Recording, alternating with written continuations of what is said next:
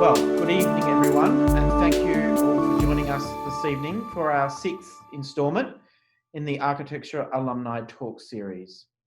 My name's Cameron Broon. I'm the Dean and Head of School here at the University of Queensland's School of Architecture.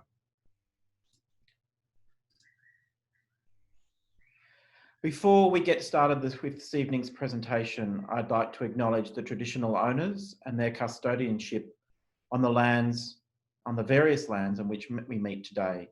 I pay our respects to their ancestors and their descendants who continue cultural and spiritual connections to country, and we jointly recognise their valuable contributions to Australian and global society. So it's my great pleasure to introduce our presenter for this evening, Mathew van Kooy. Good evening and welcome, Mathew. I'd like to say a few words about him before we ask him to address us. Mathew is a principal at John Wardle Architects. Working across the Melbourne and Sydney studios of the practice, Mathew is a key contributor to JWA's commercial buildings, master plans, bridges, and experimental projects. Greatly varied in scale, these include major civic projects, such as the Santorini Bridge in Melbourne, the master plan of a new creative industries precinct in Ultimo in Sydney, the international headquarters of ESOP in Collingwood, and smaller temporary projects, including the NGV Pavilion. These projects continually afford Mathew the opportunity to advocate for design to an audience of influential city makers. Regularly playing a key role in a range of high-profile design competitions, Mathew heads John Wardle Architects' developing portfolio of work in China, while also presenting the practice's work to international awards panels and conferences. The highly awarded work of John Wardle Architects spans domestic dwellings, university buildings, including some here on the University of Queensland campus, museums, and large commercial offices. Closely tailored to place and highly experiential in nature, the practice is known for buildings that celebrate individual craft, spatial delight, and exquisitely resolved detail. And as many of you will know, the founder of the practice, John Wardle, was the recipient of the 2020 Australian Institute of Architects Gold Medal. As you know, Mathew is an alumni of the University of Queensland, graduating in 2005. He received the Queensland Institute of Architects Memorial Medallion, the Board of Architects Queensland Prize, the Carl and Gertrude Langer Design Prize, and the Innovaci Thesis Prize. And in 2016, he was selected to participate in the Australian Institute of Architects Dulux Study Tour for Emerging Australian Architects. Mathew, it is a great pleasure to connect with you via this webinar, and we look forward to your presentation and the opportunity to ask you some questions at the end of the session. Welcome. Thank you, Cameron. I'm delighted to be here and to be amongst such illustrious company like Annabelle Lars and Jeff Ferrin, who it was a surprise to me to learn that Jeff went to UQ.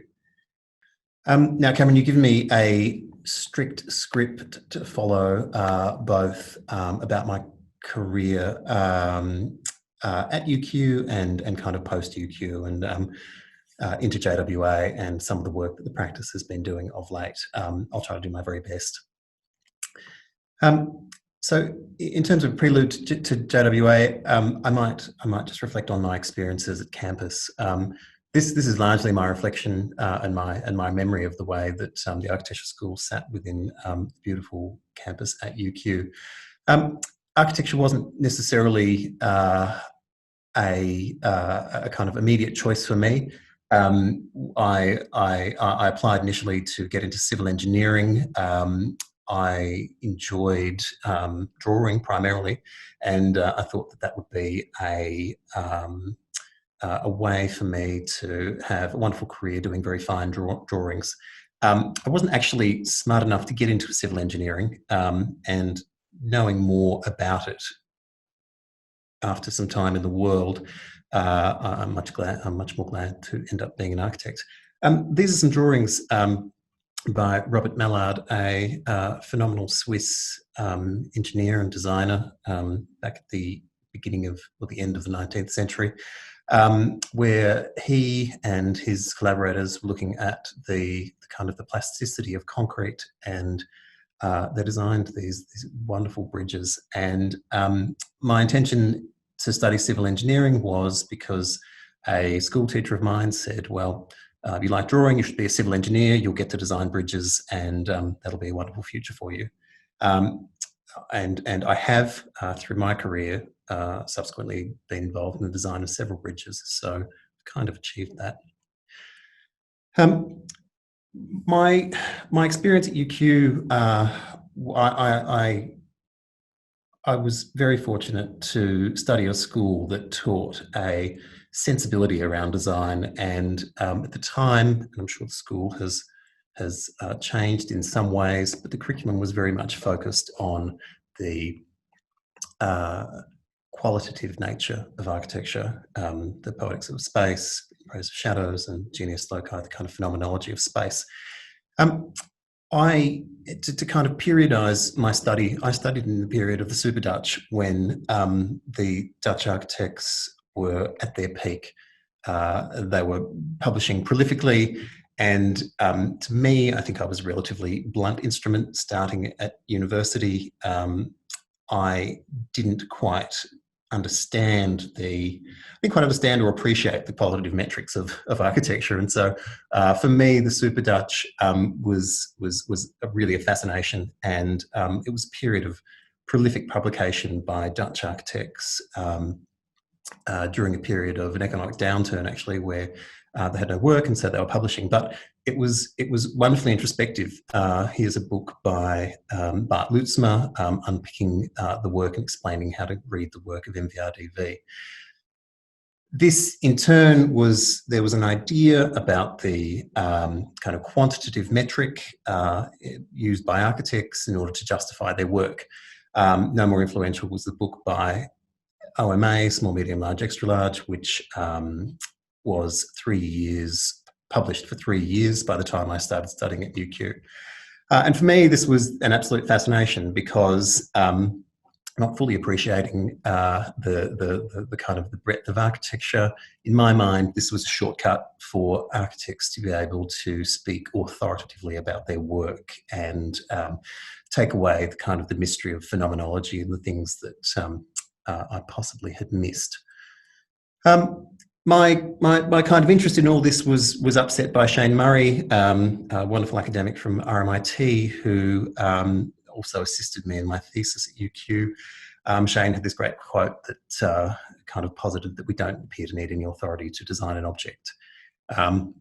And clearly we don't. These are a series of wonderful teapots and tea sets designed by both MVRDV and Jean Nouvel, and there's one in there by Jan Kaplicki. And the photo that you see on the left is a photo of a model by MVRDV that I spied at Venice, maybe in 2016, and it was a kind of one of the more prominent projects, and I went looking for it on their website, and a lot of this discourse has kind of disappeared by now. So graduating from UQ, I did move to Melbourne, but I was thrust into a small architecture practice that were very much focused on this idea of pattern and facade, something which for me, having kind of this incubation focused on the Super Dutch, was something incredibly other to what I imagined I would be doing. This was the first project that I worked on after graduating from university. I worked for a small practice called Studio 505, which no longer really exists, separated into two different practices. But our task was to design the facades of this enormous cultural centre. The height of the building was about 40 metres, down to about 20 at its lowest, and the unwrapped elevation was in the order of about 1 kilometre long, and it was over 20,000 square metres of facade panels. It's set in Suzhou in China, and it is a building that kind of holds every cultural aspect of of a new developing city that you can imagine. It had opera houses, theatres, a museum, and a number of other building types. But there was an idea here to draw on the natural screening and kind of crackle glaze pottery that Suzhou is very much famous for, but also heavy interest in geometric orders and pattern making. And while these systems are visually very complex, they are set around a system of rules that create non-repetitive patterns across this enormous facade. The entire facade's curved, it's not faceted in any way, and it is, you'll see the people up in the very top right-hand corner. It is a vast project. The panels come together in a way where there's no good and bad side, given that the screen was viewed internally and externally as it wrapped around the building. But we also made life challenging for ourselves. We designed 16 different panel types that went together in 64 different combinations across this vast facade in order to really achieve a completely non-repetitive pattern. And this was something that, again, was completely kind of other to the experience that I imagined I would have as an architect in the world. The manufacturer bought 16 waterjet cutters and ran them 24 hours a day to build this phenomenal project. And here you see some of the kind of thinking about geometry that goes into the making of these complex compound shapes. And while it's enormous and vast, it was equally a beautiful project that in a continuous material had immense variance through the day as the sun and the light changed the qualities of this enormous building. And this is a kind of stepping through education for me in some ways. In 2016, I think, I designed a small cafe for a friend of mine, and it was a cafe in Collingwood. I quite like these two photos. It sums up the variance of Collingwood. To the left, you have a heavily tattooed guy, and to the right, you have these three ladies, and in anticipation of the great food they're going to have. We decided that for this little cafe, which there was no budget, we'd simply rely on colour. And for me, this was an enormous learning. That one, food looks amazing in the age of Instagram and publishing, but also when you have a space that is so highly saturated in colour, the light becomes the colour of the light that surrounds that space becomes quite palpable and vivid, and this then comes to light in another project we did later. However, at the time, that project won the Dulux Colour Prize, but my idea wasn't entirely original. Andy Wong, also from JWA, designed Northside Records 5 years earlier with the same colour that won the same prize. And it seemed that year Santorini Blue was quite fashionable. OMA used it in their synthetic summer exhibition for Miu Miu, while I doubt they were referencing me. And onto JWA. JWA is a practice that obviously has a lineage much longer than my tenure. I joined the practice in 2012. And Cameron, you mentioned that that JWA, we've designed several buildings on campus, and that's exactly where I met John. I met John in 2004 while JWA was designing these two buildings, Centre for Advanced Imaging and also the Queensland Brain Institute. As a part of John's visit to the campus, as part of these buildings, we had a master's studio, and these are some of the drawings that I found that I prepared of my studies of the practice's work at the time. And I took it on. The task was very much to be the practice and to design a building in the image of the practice. And little did I know that this would be the trajectory of my career so many years on. I won't show you the project that I designed because I'm a bit too embarrassed. One thing that resonated with me, that in the kind of the the time that I spent with John was this project. It was the Hanover competition that the practice designed many years ago, and it's on the site of the old fish markets in Melbourne. But within it, there are a series of moments and a series of kind of opportunistic moments, but also moments that are extremely generous in the way that they operate.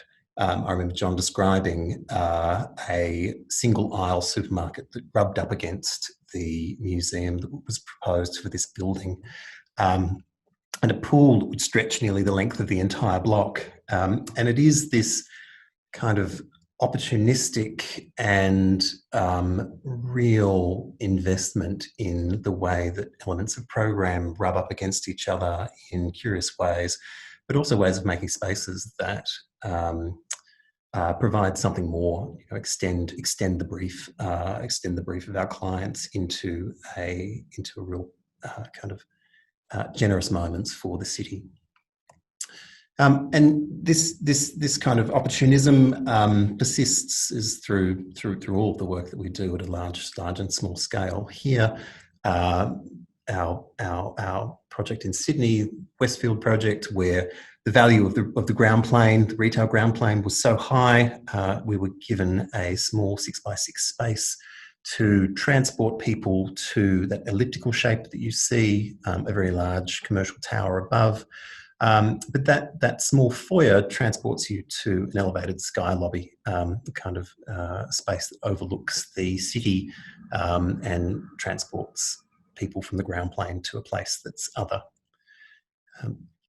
And here, the endeavour of the practice to reinstate some of the missing laneways at 50 Lonsdale Street, manifesting itself in this very public room at the Urban Workshop. Right down to the way that we consider that buildings meet the street, the Conservatorium of Music, a series of apertures that allow people to view passing by, but also look into concerts that happen on the street. Cameron mentioned my involvement in the inaugural Summer Pavilion with the NGV. This is one of the very first projects that I worked on in the practice, and while it's been demolished, doesn't exist anymore, it is a project that that was just a wonderful thing for us. We designed the pavilion as a doubly curved grid shell, and then the NGV, in their haste, released images which you can see scattered on the table there very quickly, and we then had the task of realising something that we probably hadn't had enough time to fully consider. We proposed that the underside of the pavilion would be clad in a kind of fabric, and fabric is something that doesn't naturally come to architects. We wanted a fabric that would hold a three-dimensional form. We eventually settled on polypropylene, a very ordinary material, a material that's kind of omnipresent, but also a material that can be recycled.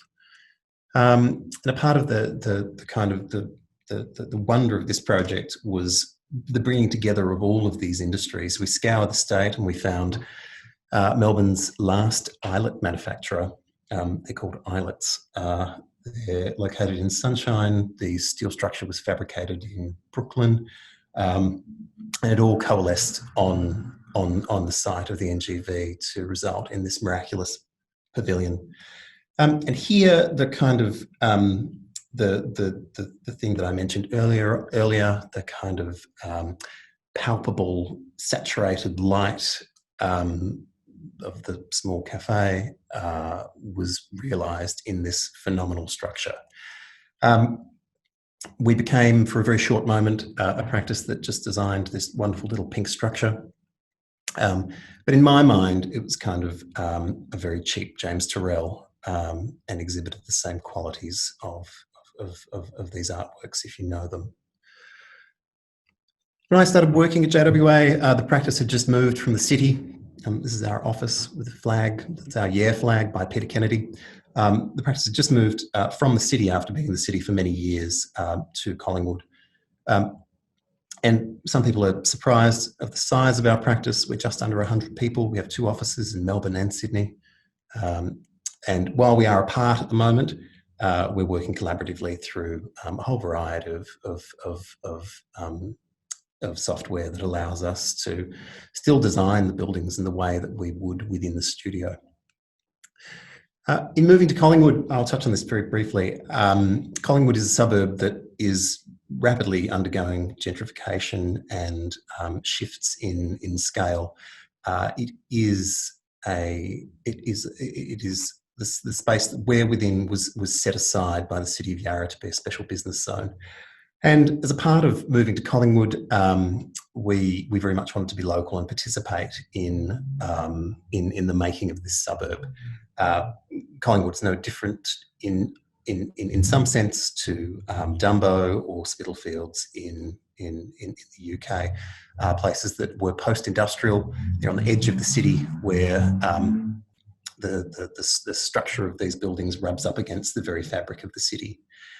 And one day there was this kind of flurry of activity in the practice, and we realised that our beloved shell silos, which we looked out upon, were being demolished. Porsche, who were the owners of the site, had decided that they were going to demolish these phenomenal structures in order to make some more room for a showroom.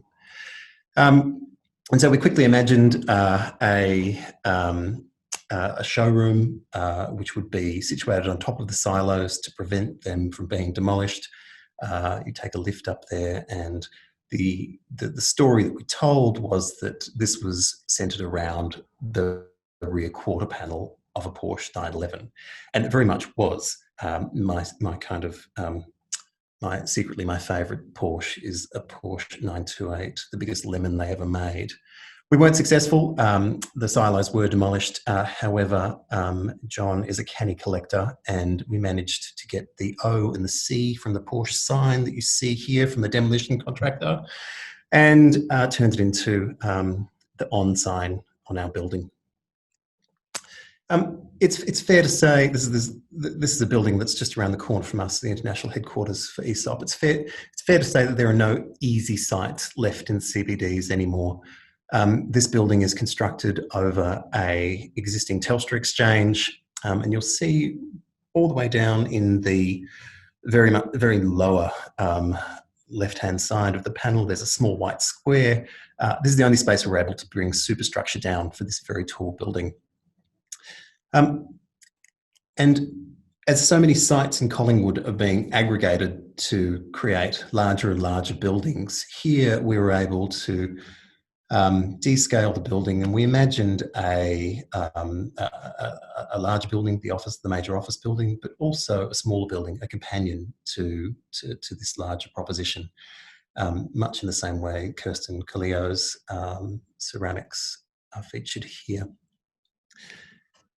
The design of this building came out through conversation with ESOP, an organisation who was scattered throughout Collingwood in a series of warehouses. And as a part of the design of the project, we designed this companion building, one as a descaling object to sit along the street, but also a building that would be especially for them.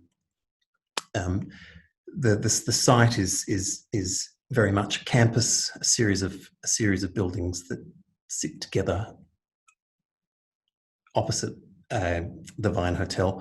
To the southern elevation of the building, we imagined we would take the sawtooth roofs of Collingwood that were so omnipresent and disappearing rapidly, and turn those on their side to form the facade of this companion building. And on top of the building, a private garden, a space where we imagined ESOP might grow some of their botanicals to process in their lab that would find their way into some of their products and make their way across the globe.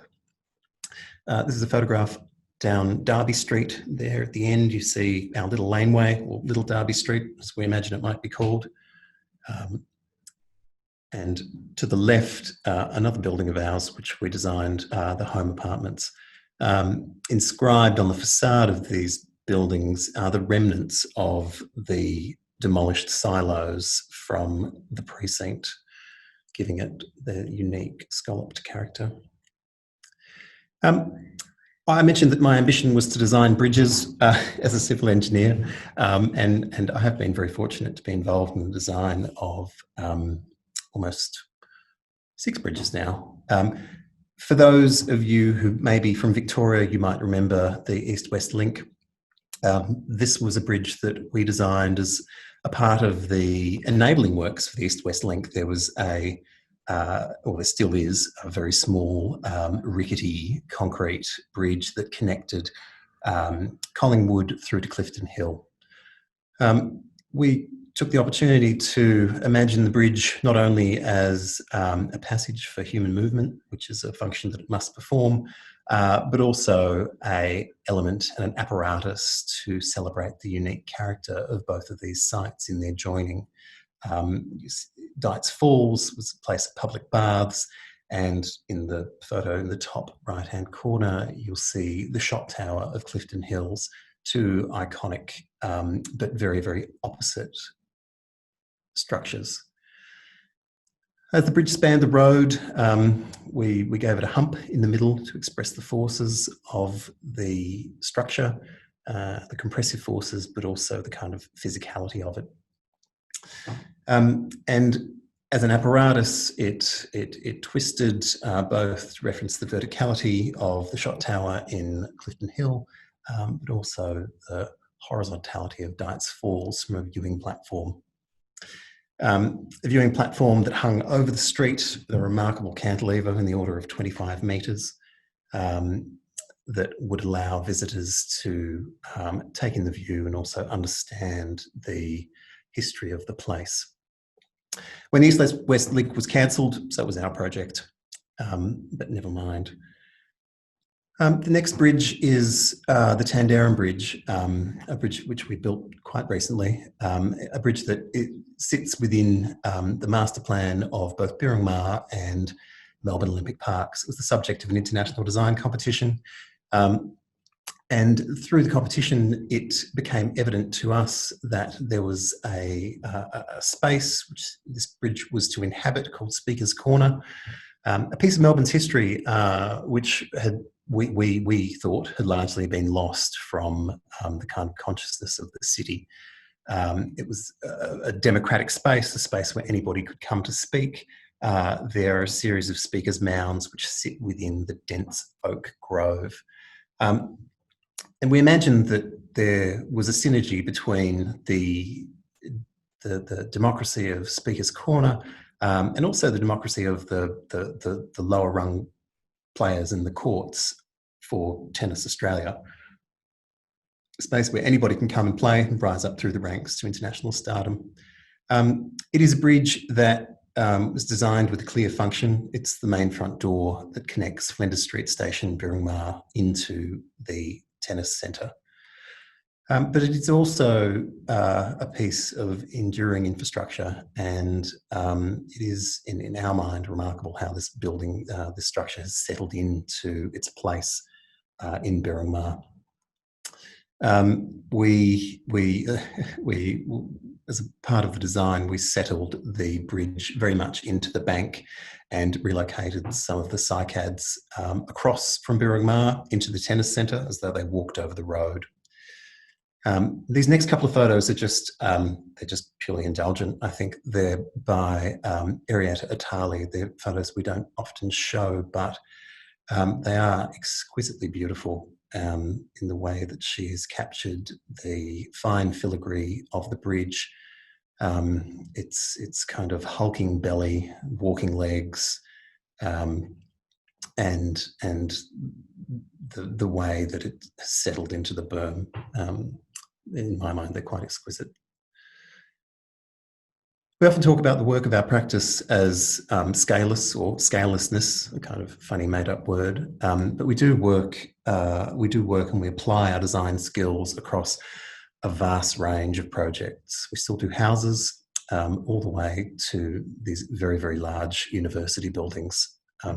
Here, the Learning and Teaching Building for Monash, a vast building in the order of 30,000 square metres, but a very horizontal structure, one that is episodic in nature, a series of vertical escarpments and staircases and places for students to inhabit. Right through to the Melbourne School of Design at Melbourne University. A house which we've completed recently in Borneo, a building which kind of cranes its neck and twists these apertures to take in the best views of this site. We are extremely interested in these settings for inhabitation and the way that people will occupy these spaces. We have a remarkable amount of projects under construction at the moment. This is the Shearers Quarters and Captain Kelly's Cottage on Bruny Island. We'll touch on those shortly. A project in Mittagong, a single house designed with a kind of great rigorous system, cascading landscape and courtyard to protect the occupants from the quite harsh coastal landscape. There's a house under construction at the moment. Here's some site photos. Not much to see other than the forming of this great cantilever for this semi-grotto space underneath. Another house under construction in Toorak, the Limestone House, a fascinating building, a complete passive house in Australia, and a building that's meeting the Living Building Challenge. Large parts of this building are prefabricated on site. We are working in China. I've been travelling to Chengdu for the past 4 years. If you ever get to go there, you must see this gigantic panda suspended 13 stories up off the International Finance Centre. It is quite amazing. I'm designing a series of apartment buildings which are under construction at the moment. And here there are a series of terracotta balconies that capture framed views. The soil in Chengdu is this kind of wonderful, rich red umber, and we've taken that and drawn that up through the building in a series of gradient. There's integrated retail as a part of that, and here's the site under construction at the moment. There a few weeks ago, this was just a patch of dirt, and these are recent photos where it's a sea of concrete, 2 tower cranes, and those little teeny tiny shapes you can see there are D9 diggers. Another project that we're undertaking for the same client in Chengdu, a kind of an idea of an imagined landscape, but an imagined landscape, but a kind of a perfect landscape. One where there is a relationship between tower and kind of undulating forest floor of this precinct. Next project, this is 477 Pitt Street in Sydney, and I guess for us it's a really exciting project. You might not recognise the building. It's an existing structure, but a building that is undergoing rapid transformation.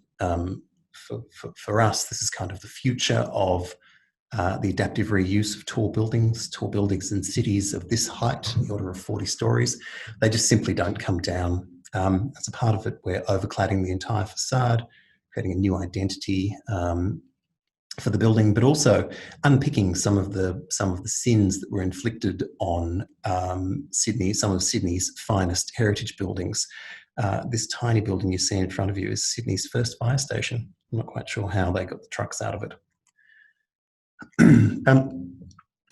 I showed some two of our houses in Bruny Island. Our practice is fascinated with kind of the craft and making, but also shifting that demonstration of real human endeavour into new forms of technology. At the other end of the spectrum, we go down to Bruny Island and we make small projects around the property in possibly the most low-tech way you can imagine, through sheer brute force and perseverance. The interiors of some of these buildings are made from a single packet of messmate timber, and then on a larger scale, the Ballarat Gov Hub, one of the currently largest all timber CLT mass timber constructions in Australia underway at the moment. The patterning in facades of LTB, but also the fine work of Krauss bricks in our learning and teaching building. Here, these kilns, there was an idea that through a conversation with the Vice Provost that these kilns would be reminiscent of the kilns of Stoke-on-Trent, an idea that the malleable minds of students would be shaped by the endeavours of the staff and the buildings.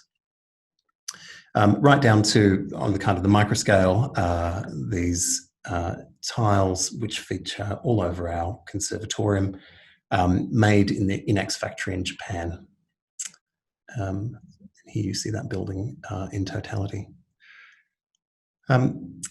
We've recently completed the Phoenix Gallery with Durback Block Jaggers in Sydney, a phenomenal exploration into the plasticity of bricks.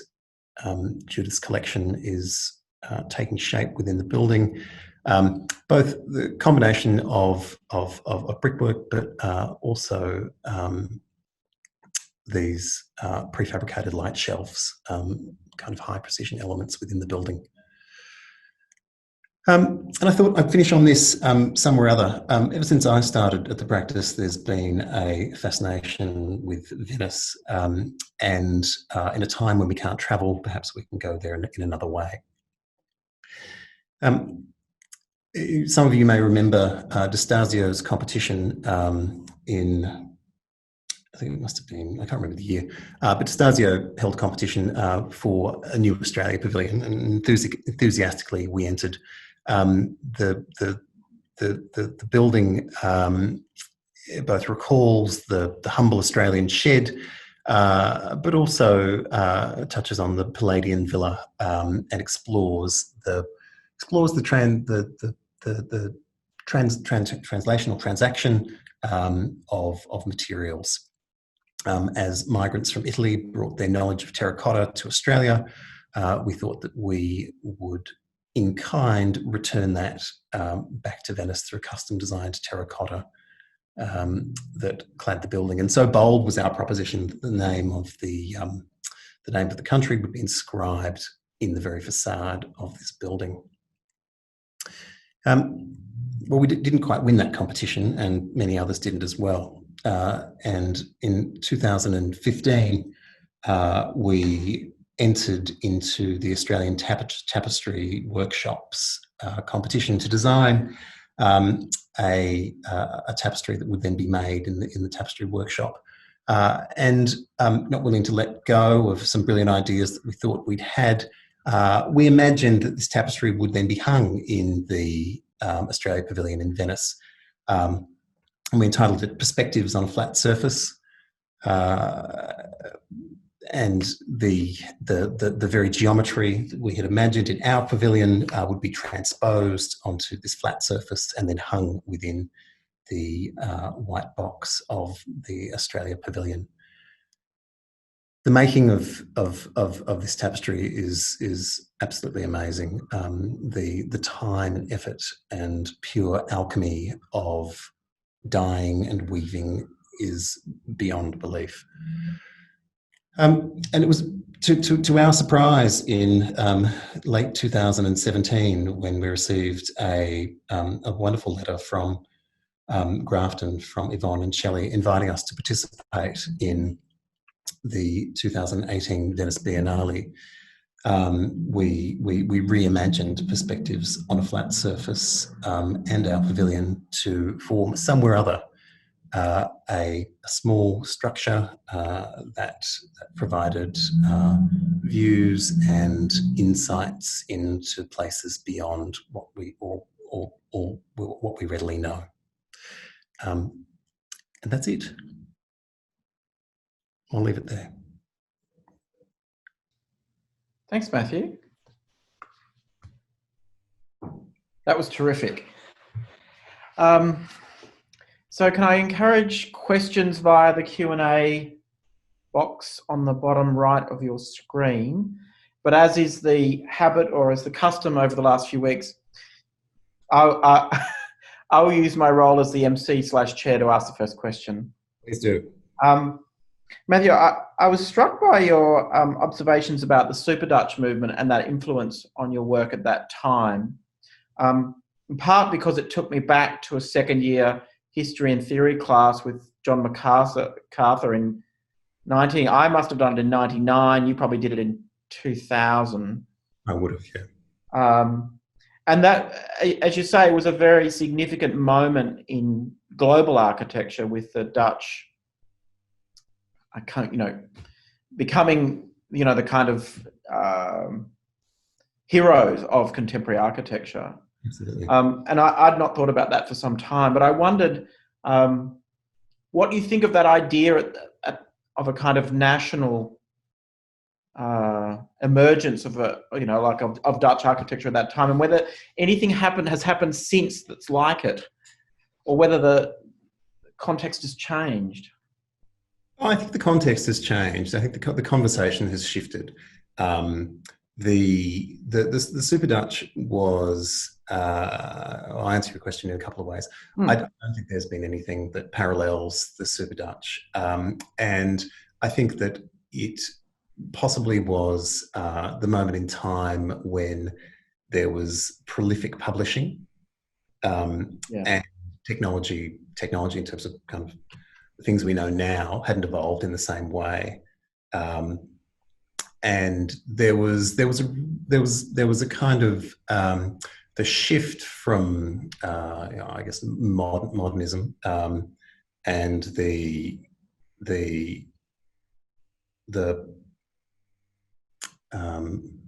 status that they developed around the work was phenomenal. What do I think's changed? We spend a bit of time competing against the Super Dutch on projects in Australia at the moment,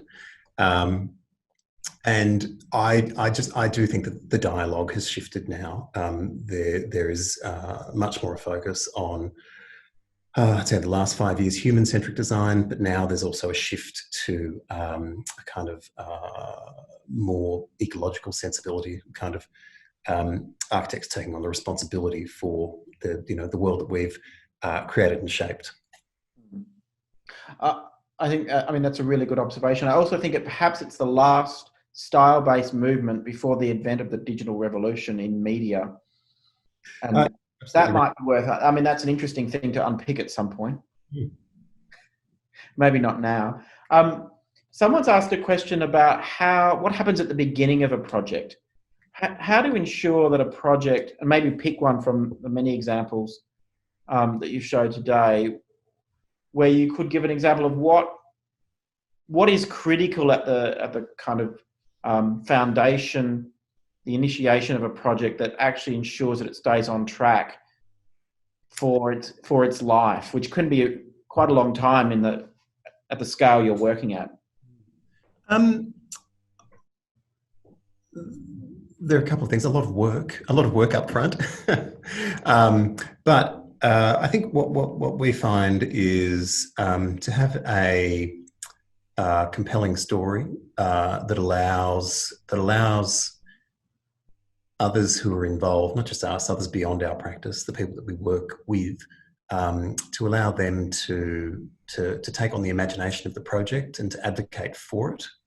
Often our clients are our best allies, and if there's alignment there, there can be great projects realised. So thank you, Jessica, for that question. The next question, I think I really probably know the answer to this. Soren Lucken says, I'm always interested to know what someone's dream project is. Thanks, Soren. It's a very hard question. I think I've answered it in many ways. I really like designing bridges. I knew that was going to be the answer. They're wonderful things. They are so simple in many ways, but they are phenomenally complex, and they're genuine pieces of city making. They are very, very public, and Soren, who was involved in the Tanderrum Bridge, knows all about that project. So I think that'd be my answer. So I wondered how you grew up on the Sunshine Coast, yes? I went to school on the Sunshine Coast. I went to more than 10 schools in my my infancy. In your illustrious school career. In my tour of Australia, yeah. But I did go to school on Sunshine Coast for a while, yeah.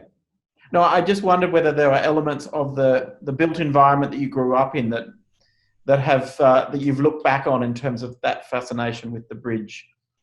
Oh, look, Cameron, I think, in many ways, I think I kind of alluded to it. I didn't quite appreciate the context within which I learnt, or the kind of the responsibility of the vernacular in Queensland. I think I missed that, and it's taken me many years to kind of appreciate that aspect of the potential of architecture, and largely it was to do with my fascination with the kind of dominant voice at the time, which was the Super Dutch. So the next question says, "Thank you, and exceptionally well presented." Myron is interested. I'm curious about the way your design sensibilities amalgamated with the practice at JWA. You mentioned how you met John during your studies. Did your ideas resonate with JWA, or do you consider each project and solution to be unique and similar to how they have scalelessness? Scalelessness. I know, yeah. It's an invented word. Well, there's two parts to that. Every project is unique. There are themes that we explore that run kind of continuously through the work. But I would say that we don't have a style. Others might. There are elements that are repeated in buildings. As for my fit in the practice, the way that we design is very collaborative, and there are many hands that author our projects.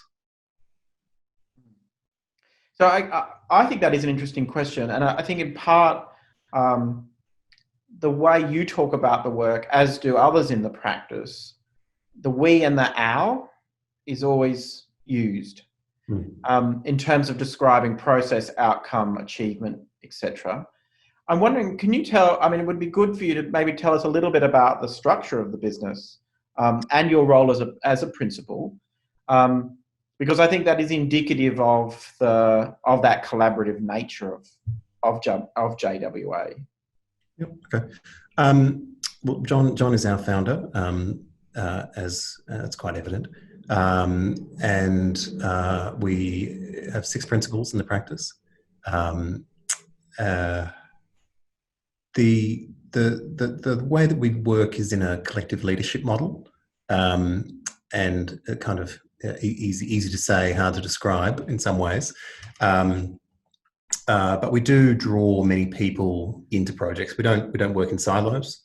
For instance, I don't do all the bridges. There are many people involved in that. I don't know whether that answers your question succinctly, but well, yeah, I guess it's. You're also an owner of the business. Sure. So there is a responsibility of the business that you each take. Absolutely. Principles. Yeah. I think that is an interesting development in terms of generation 2 for the business, for example.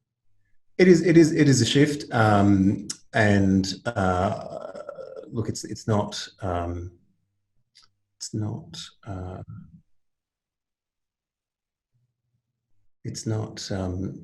necessarily a move away from the way that we have always worked that I've been in the practice. Yeah. Ryan asks, what are the most difficult obstacles that JWA face in their projects in China, considering the context? Speed. Speed. The projects are designed, documented. So we finished documentation for that giant hole in the ground 4 months ago. And there are things about the construction industry in China that are vastly different from Australia, and you need to learn how to work kind of in between those. So for the clients we're working with for our projects, and it does differ. Anything on site, highly inaccurate. But if you have something made off site, it will be more precise, more highly finished than things that are made here, because China has set up a industry exporting that to the world. So if you can work within that and kind of imagine another way, the opportunities are enormous. But speed, it's phenomenally fast.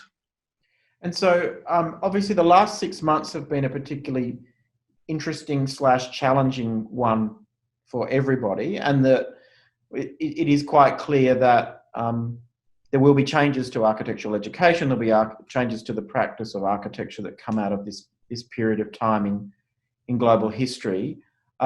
You're working internationally, and this presents some challenges. I wonder if you could, as a kind of closing item of discussion, give us your thoughts on what you think this current situation will mean in terms of the kind of coming history, the coming period of practice. I'm not going to be presumptuous and pretend I know. There's a lot of speculation at the moment, and I think that there's a lot of speculation in isolation. And when clever minds come together, it will be through the kind of coalescence and collaboration that the kind of answers to what we're looking at will be resolved. What it means for us working internationally, nothing really changes. We have been operating in a way, because we have 2 studios, both in Melbourne and Sydney, but also working overseas, that digital communication is, we were already set up for that, and it already worked very, very easily. We use a kind of infinite white space as a collaborative tool where we can pin up drawings and we can draw over each other's drawings. And we started doing that back when we were designing the Melbourne School of Design with Nadar in Boston. So for us, there hasn't been a huge shift. That's as close as you can get through video conference and using that kind of white space to the physicality of being together in the same room. I think it's a marker of the resilience of practice that things, despite the uncertainty of the last 6 months, many things have continued just to move along and demonstrate that certain things that we were doing instinctively would prepare us for changed circumstances as a profession. Yeah, absolutely. And I guess what I'm interested to see is there's been a lot of adaptation, and the thing that kind of I'm looking out for is true invention. What are the things that come out of that are next? I personally can't imagine being in this situation 10 years ago. We just simply wouldn't have been equipped for it. No. But the adaptability of the industry is pretty amazing.